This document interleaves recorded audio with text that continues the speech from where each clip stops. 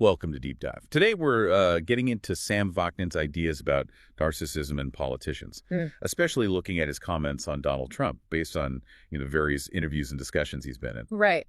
And Vaknin has some, let's say, strong views on personality disorders and how they relate to leadership. Definitely. So our goal here, our mission for this deep dive is really to unpack Vaknin's specific take on how narcissism shows up and, well, what impact it has on political figures like Trump, pulling together what he said across different places. Okay, so maybe a good starting point is how Vaknin even defines psychopathology. It's not quite standard. No, not really. Right. He talks about how the classifications are changing, right? Like the DSM moving towards the ICD-11 idea of just one underlying personality disorder. Exactly. And that feeds into his larger argument. He makes this distinction, you see, between what he calls actual biological or neurobiological conditions, things like schizophrenia, autism, maybe ADHD. Things he sees as genuinely medical. Right. And then pretty much everything else. Most other mental disorders, he argues, aren't really clinical entities in the same way. They're more, well, dependent on culture, on context. They reflect values, beliefs. So not objective illnesses. That's his point, which leads him to say, pretty bluntly, that clinical psychology is basically a pseudoscience. Wow. Okay. Because the subject matter is too, what, malleable? Yeah. Malleable, hard to generate testable hypotheses, the whole replication crisis thing. He sees psychiatry, then, as mainly just pharmacology for those biological conditions he mentioned earlier. That's quite a foundation to build on. Yeah. So when he gets to narcissistic personality disorder, NPD, where does that fit in his framework?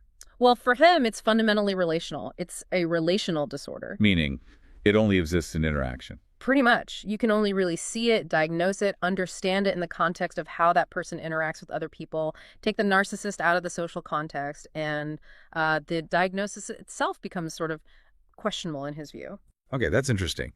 But then he throws in this curveball, doesn't he? That maybe these narcissistic traits, they could actually be an advantage. He does, and that's probably one of his more controversial points. He looks at fields like entrepreneurship, mentioning Elon Musk, or politics with Donald Trump. And says what? Yeah. That the narcissism helps them. He suggests it can be a positive adaptation in those specific contexts. You know, the extreme confidence, the drive, maybe even the ruthlessness. It can contribute to success, to gaining influence. He even sketched out a hypothetical chat with Trump, right? Where Trump argues his case. Yeah, he imagines Trump basically saying, look, this narcissism you talk about, it's worked for me. It's why I achieved what I did. That unwavering self-belief, that grandiosity, Vaknin suggests it fuels ambition, helps persuade people. And he connects paranoia to it, too. Right, as a kind of inflated self-importance. If you think everyone's focused on you, even negatively, it still feeds that sense of being central, you know? So it's relational, maybe adaptive in specific arenas. Yeah. But then Vaknin zooms way out, doesn't he, to society itself? He does. He talks in one discussion with Ginger Coy about Western civilization being in a state of narcissistic collapse. Narcissistic collapse. What does that mean, like, for a whole civilization? It means it can't sustain its old self-image, you know, the grand ideas of superiority, progress, whatever it was. It's cracking. And the reaction to that, he says, is often these, like, self-aggrandizing fantasies. And that's where figures like Trump and Musk come back in. Exactly. He sees them as embodying that fantasy response. He calls them jokers in the circus of civilization, part of this wider trend, anti-establishment, anti-intellectual, anti-reality even. Which connects to his views on technology. Yeah. Which are also pretty critical. Very critical. He argues we mistake technology for science all the time, but he sees tech as, well, empirical, yes, pragmatic, sure, but not really science. It's unbridled by values, often driven by agendas. What kind of agenda? He says they're often reactionary. Things like colonialism, mass control, anti-democratic instincts kind of baked into the drive. And often, he says, the big tech figures, like Musk again, are actually anti-science. They prefer fantasy. Anti-science. But they build rockets and AI. How does he square that? He sees it as more like advanced tinkering, driven by ego and fantasy, rather than a deep respect for scientific method or fundamental understanding. It serves this almost religious ideology of constant growth, regardless of consequences. Okay, but then he flips it again. He says, these guys, Trump, Musk, who look reactionary, they're actually agents of progressive revolution. Yeah, that's a real mind-bender, isn't it? He posits that maybe unintentionally, they're accelerating the destruction of traditional things, family, nation states, through automation, through the sheer disruptive force of the tech they champion or embody. So they're like surfing a wave away from liberalism and democracy. But heading towards some kind of brave new world, maybe without even realizing it. It's a really provocative idea. And why do people follow them, in his view, if the world feels so unstable? Well, he suggests that when the world feels abnormal, hostile, maybe even crazy, people start to believe they need a crazy leader. Someone tough enough, maybe unpredictable enough to protect them from other threats. Like making friends with the bully. Kind of, yeah.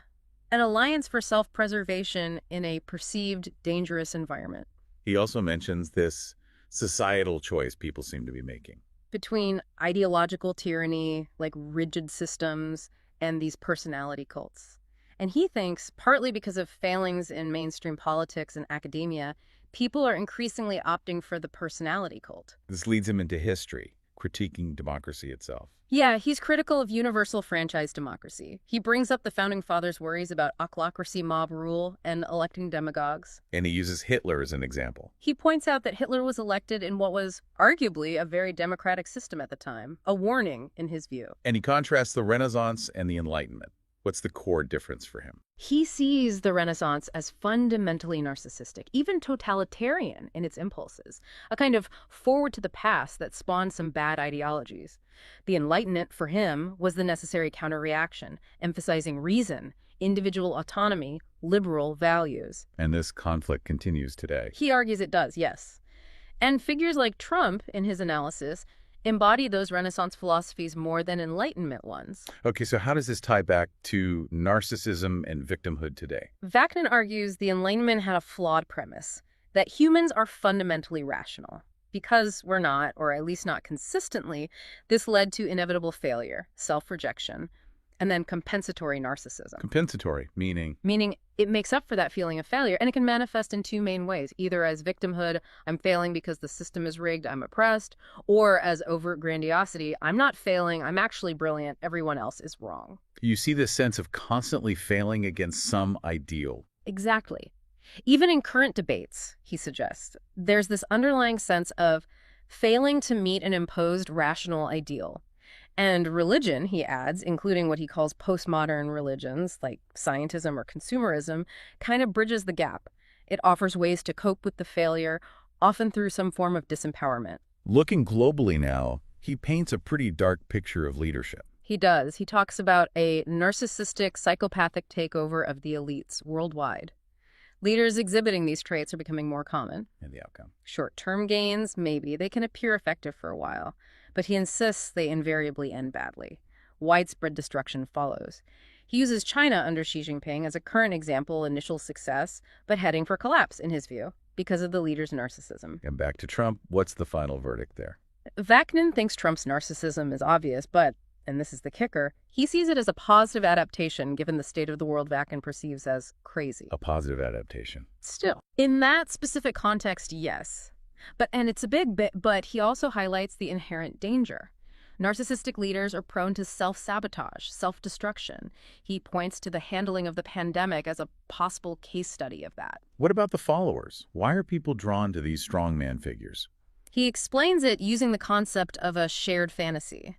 The leader offers this kind of regressive state, almost like being back in the womb. Followers feel safe, protected, not accountable, relieved of the burden of thinking and deciding for themselves. A comforting illusion. Especially powerful when times feel threatening or uncertain. Yes, it's a very potent psychological draw. He also takes aim at journalism, doesn't he? He does. He talks about the media's credibility crisis, blaming increasing politicization and the shift from reporting to point-of-view journalism. So what should they do?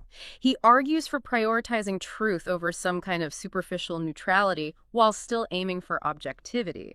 But importantly, when it comes to labels like narcissist, he thinks journalists should rely on actual psychologists, not make diagnoses themselves. He seems to have diagnosed Elon Musk pretty firmly, though. Oh, absolutely. He's quite emphatic. Calls Musk a malignant, sadistic narcissist. He completely dismisses Musk's own mention of Asperger's. And he predicts Musk's downfall. Predicts he'll end up penniless, believes that narcissism prevents real innovation and leads to self-emulation and ultimately failure. This ties into his broader point about fantasy ruling our civilization. Yes. He thinks postmodern society is built on rejecting reality, embracing fantasy. And who are the experts in fantasy? Narcissists. So naturally, they thrive in this environment. Successful ones are masters at creating and selling these shared fantasies. If someone wanted to confront a narcissist, according to Vaknin, how would they do it? He talks about narcissistic mortification. The key isn't just general criticism, it's finding the specific area where the narcissist bases their grandiosity, their supposed genius, their wealth, their power, and proving it's fake. Exposing the core illusion. Exactly. That, he believes, causes a deep injury and forces them to withdraw.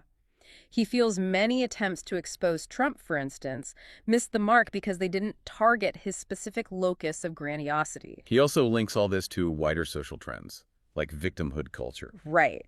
He sees a shift from a society valuing dignity to one valuing victimhood, and from work to entertainment. This, he thinks, leads to a rejection of reality testing, and alongside that, a devaluation of education, expertise, intellectualism. Why? Because narcissists can't achieve those things. In part, yes, so they seek to undermine them. This leads to what he calls truthism, the idea that my opinion is just as valid as your fact, or an expert's knowledge. It erodes trust in institutions, in gatekeepers. And this comes from the narcissist's own nature. Vaknin says because the narcissist is fake, deep down, they project that onto everyone else. They assume everyone is fake, manipulative, untrustworthy, which, makes building a shared reality pretty difficult. And he thinks this is becoming more common. He suggests there's been a significant rise in narcissistic traits, starting younger and younger. He points a finger at technology, partly the unhealthy empowerment it can give kids without the corresponding maturity. Which brings us back to autocracy. A narcissistic population is more drawn to it. That's his argument. If the population feels regressed, failed by Enlightenment ideals, they're more susceptible to the strongman, the dictator figure. They identify with that perceived power. And he sees narcissism playing out differently on the left and right. Yeah, he draws a distinction. On the left, he often sees it as more covert, maybe based on what he calls extortionate victimhood. On the right, perhaps more grandiose, more overt, with a victimhood that's maybe more functional, action-oriented. He also thinks Trump specifically triggers the narcissism on the left. What is competitive victimhood? It's basically people seeking out victim status because it serves a psychological need. It provides self-regulation, narcissistic supply.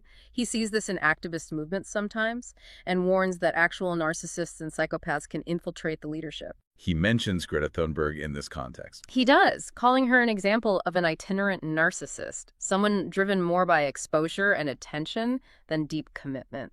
Again, it's important to stress this is Vaknin's interpretation. And social media's role in all this. He thinks it fuels a sense of unearned expertise. You get headline knowledge, access to information, but not deep intimacy with the subject.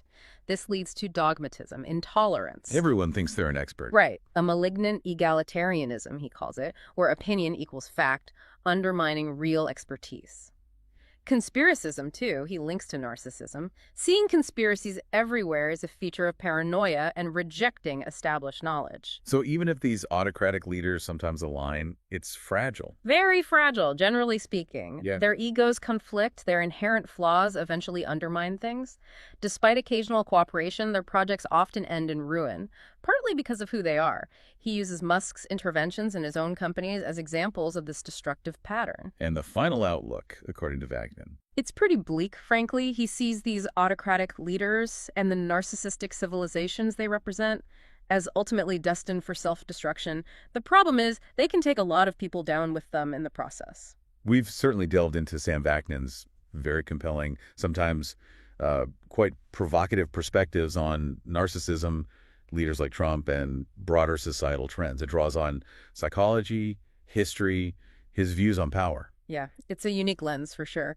We hope this deep dive gave you some maybe surprising insights, perhaps a few aha moments, just offering Vaknin's way of looking at contemporary politics. And it definitely leaves you with a question to think about. How does factoring in these psychological dimensions, whether you agree with Vaknin's specific takes or not, how does it change how you engage with or just understand the political world around you?